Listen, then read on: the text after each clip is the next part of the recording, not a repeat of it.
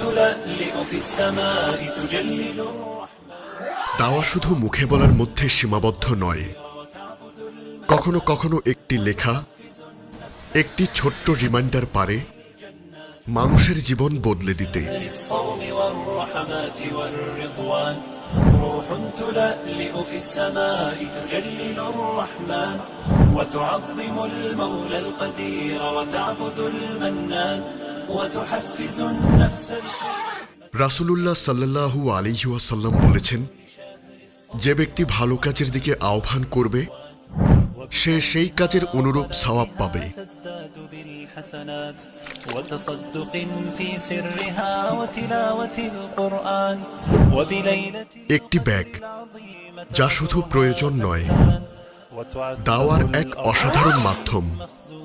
আপনার প্রতিটি পদক্ষেপ হোক ইসলামের বার্তা পৌঁছে দেওয়ার জন্য। الرحمن وتعظم المولى القدير